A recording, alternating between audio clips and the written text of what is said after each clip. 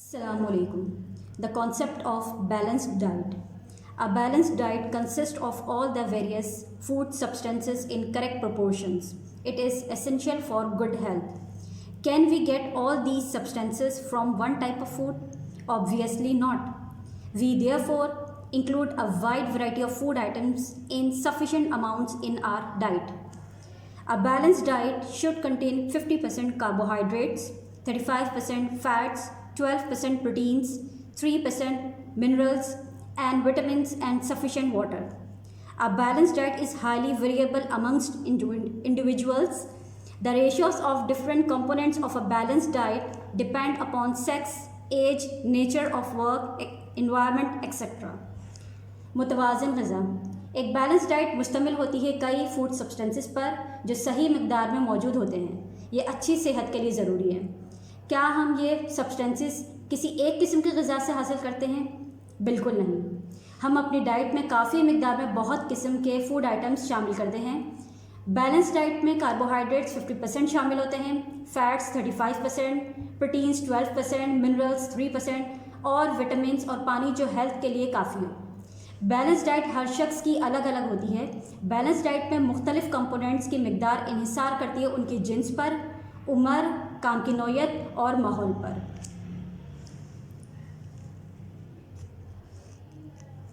A balanced diet should have the following two qualities. Number one, it should be rich in various essential nutrients like minerals and vitamins. Number two, it should provide just enough raw materials needed for the growth, development, repair and replacement of tissues of the body of an individual. Balance diet में मद्दे झैल दो खुसूसियात होनी चाहिए। Number one, इसमें कई ज़रूरी nutrients शामिल होने चाहिए जैसे कि विटामिन्स और मिनरल्स। नंबर टू, इसमें काफ़ी मिकदार में रॉ मटेरियल्स यानी मिनरल्स शामिल होने चाहिए जो ग्रोथ, डेवलपमेंट और हर एक की बॉडी के टिश्यूज़ को बनाने के लिए ज़रूरी हैं। Food spoilage and its causes. Why do we keep food covered? Why do fruits and vegetables start rotting in the market and in storage? Why do milk, curd, butter, cooked vegetables and pulses develop a sour taste and an unpleasant smell if they are kept unpreserved for some time? This is because human food is an excellent medium for the growth of microorganisms. Food which is exposed to air, dust and flies easily gets contaminated with germs. ग़िज़ा का ख़राब होना और उसकी वजूहात। हम ग़िज़ा क्यों ढकते हैं? फ्रूट्स और वेजिटेबल्स मार्केट और गोदाम में क्यों ख़राब होना शुरू हो जाते हैं? दूध, दही, मक्खन, पकी हुई सब्ज़ियाँ और दालें क्यों खट्टा जायका और नाखुशगवार स्मेल देती हैं अगर वो गैर महफूज छोड़ दी जाएँ कुछ देर के लिए? क्योंकि माइक्रो ऑर्गेनिज़म्स की ग्रोथ के लिए इंसानी ग़िज़ा बेहतरीन ज़रिया है। ग़िज़ा जो हवा, गर्द और मक्खियों से गैर महफूज होती है, जरासीम की वजह से आलूदा हो जाती है। Certain bacteria, yeast and fungi cause decay and rotting of our food materials. The affected food is not only unpalatable but also becomes poisonous. You might have heard cases of food poisoning, especially after eating meals offered in marriages. बाज़ bacteria, yeast, fungi ग़िज़ा के ख़राब होने और सड़ने का सबब बनते हैं। ये मुतासिरा ग़िज़ा सिर्फ बेमज़ा नहीं होती बल्कि जहरीली भी हो जाती है। आपने फूड पॉइजनिंग के केसेस भी सुने होंगे, ख़ास तौर पर शादियों में खाना खाने के बाद। अनकुक्ड और raw food like rice, wheat, pulses, etc. are also attacked by insects, rats, squirrels, fungi and bacteria. बग़ैर पकी हुई ग़िज़ा जैसे कि चावल, गंदम, दालें वगैरह पर भी कीड़े मकोड़े, चूहे, गुलेरियाँ, फंगी और बैक्टीरिया हमला आवर होते हैं। Methods of food preservation. Food may be preserved from spoiling and contamination by the following methods. Number one is canning. Food may be preserved in airtight containers called cans. These containers keep away air and moisture that contain harmful organisms and thus help in preserving foods for a longer period. ग़िज़ा को महफूज करने का तरीके। Number one, ग़िज़ा को महफूज किया जाता है ऐसे कंटेनर में जिसमें हवा दाखिल ना हो, वो कैन कहलाता है।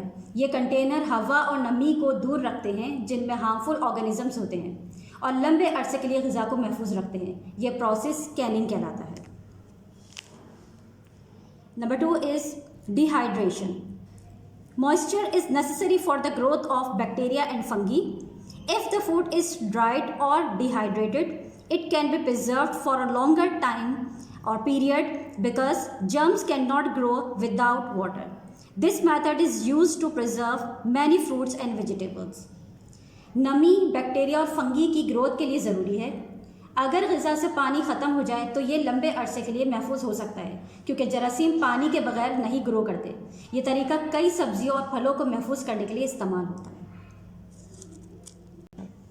Number 3, low temperature. Low temperature do not allow bacteria to grow and multiply. Food which gets easily spoiled and may be kept in a refrigerator. Meat, eggs, milk, vegetables, fruits, butter, etc. stay fresh for a longer time in refrigerators or cold storages. कम दर्जा हरारत bacteria को बढ़ने नहीं देता और दुगना होने से रोकता है। ग़िज़ा जो फ्रिज में रखी हुई हो वो भी लो टेम्परेचर की वजह से आसानी से ख़राब हो जाती है। Number 4, pasteurisation.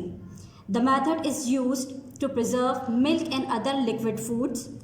In this process, the milk is first heated to kill most of the bacteria and then it is cooled quickly to prevent the remaining bacteria from growing. In large dairies, milk is preserved by this process.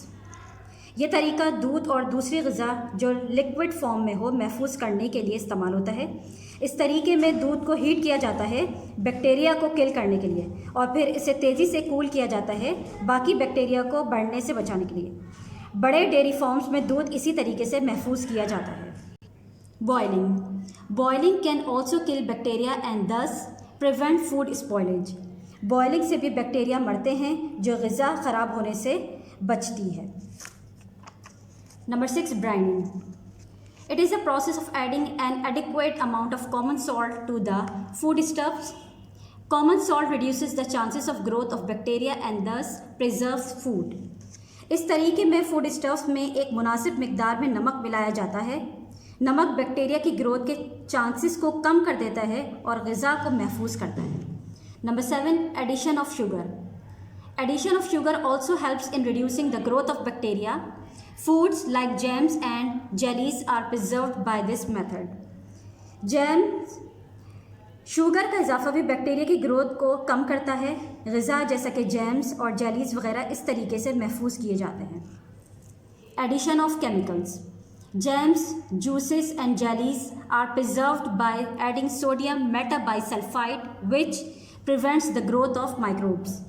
Jams, juices और jellies sodium metabisulphite के add करने से महफूज किए जाते हैं जो microbes की ग्रोथ से बचाते हैं। Number 9, use of proper storage containers. Food grains like wheat, maize, rice, pulses, etc. should be stored in containers having tight lids so that rats and cockroaches do not spoil them. These animals are the source of microbes. Food grains जैसा कि गंदम, मकई, चावल, दालें वगैरह container में store करे जाएं जिसके लिड टाइट हो ताकि चूहे, लालबेग उसे ख़राब ना कर सकें। ये जानवर माइक्रोब्स का ज़रिया हैं। Number 10, cooking the food at a proper temperature.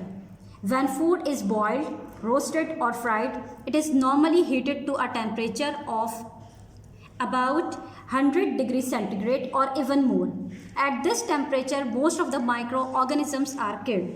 जब ग़िज़ा बॉयल होती है, फ्राई होती है, ये आम तौर पर तकरीबन 100 डिग्री सेंटीग्रेड या इससे ज़्यादा टेम्परेचर पे हीट किया जाता है।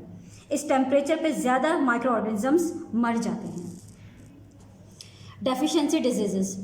These diseases are caused by the excess or lack of any one or more nutrients in food. Health disorders and diseases result not only by consuming spoiled and poisonous food and contaminated water, but also from malfunctioning of the body. Lack of some of the essential nutrients in the diet is known as malnutrition. Malnutrition arises due to inadequate diet, which results in malfunctioning of the body. The diet of some people mainly consists of carbohydrates and fats. They do not take enough proteins, vitamins and minerals in their diet and suffer from malnutrition. ये बीमारियां ग़िज़ा में किसी एक या इससे ज़्यादा nutrients की ज़्यादती या कमी की वजह से होती हैं। सेहत में बेतरतीबी और बीमारियां ख़राब और जहरीले खाने और गंदे पानी का ही नतीजा नहीं होती, बल्कि जिस्म में कोई निज़ाम सही काम ना करे इसकी वजह से भी होती हैं। डाइट में किसी ज़रूरी न्यूट्रिएंट की कमी मेल न्यूट्रिशन कहलाती है। कुछ लोग अपनी डाइट में सिर्फ कार्बोहाइड्रेट्स और फैट्स लेते हैं, वो प्रोटीन्स, विटामिन्स और मिनरल्स नहीं लेते और मेल न्यूट्रिशन का शिकार हो जाते हैं। The consumption of less quantity of food than the amount required by the body is known as undernutrition. जिस्म को जितनी ग़िज़ा की ज़रूरत होती है उससे कम मिकदार में ग़िज़ा का इस्तेमाल अंडर न्यूट्रिशन कहलाता है। Question answers. Question number 1 and question number 2 we have completed in the last worksheet. Now question number 3. What is a balanced diet? Explain the terms malnutrition and undernutrition. Balanced diet क्या है और malnutrition और undernutrition को वाज़े करें। Balance diet. A balance diet is an ideal diet which consist of all the food components in correct proportions according to the needs of a person. Balance diet एक ideal diet है जिसमें तमाम food components सही मिकदार में मौजूद होते हैं जो किसी शख्स की बॉडी की ज़रूरत के मुताबिक होते हैं। Malnutrition. It is a type of nutrition in which the diet lacks some of the essential nutrients. This nutrition results in the malfunctioning of the body systems. यह न्यूट्रिशन की एक किस्म है जिसमें डाइट में ज़रूरी nutrients की कमी होती है, इसके नतीजे में बॉडी सिस्टम प्रॉपरली वर्किंग नहीं करते। Undernutrition. It is a type of nutrition in which the diet contains less quantity of food than required by the body. ये न्यूट्रिशन की एक किस्म है जिसमें जिस्म को जितनी ग़िज़ा की ज़रूरत होती है उससे कम मिकदार में ग़िज़ा का इस्तेमाल होता है। Question number 4. Define a disease. Differentiate between congenital and acquired diseases. Disease को डिफ़ाइन करें और congenital और acquired diseases के दरमियान फ़र्क लिखें। Disease. It is defined as any disorder that disturbs the functions of different organs or organ systems of the body. जिस्म के मुख्तलिफ ऑर्गन्स और ऑर्गन सिस्टम्स के फंक्शंस में डिस्टर्बेंस या उनमें ख़राबी डिजीज़ कहलाती है। Congenital and acquired disease.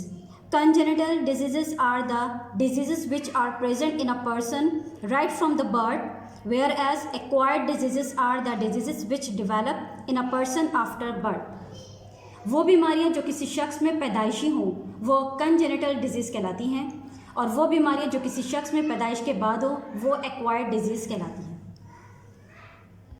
Question number 5. How does food gate spoiled? Name 5 methods of food preservation. ग़िज़ा कैसे ख़राब होती है? फूड प्रिजर्वेशन के 5 तरीक़ों के नाम लिखिए। Food gets spoiled when germs grow in it and produce poisonous substances that change its colour, taste and smell. ग़िज़ा ख़राब होती है जब इसमें जरासीम ग्रो करते हैं और पॉइजनस सब्सटेंसेस प्रोड्यूस होते हैं जो इसका रंग और जायका बदल देते हैं और स्मेल आना शुरू हो जाती है। 5 methods of food preservation are listed as under. 5 तरीके हैं फूड प्रिजर्व करने के। Number 1 freezing, number 2 drying, number 3 pasteurisation, 4 brining, number 5 Canning.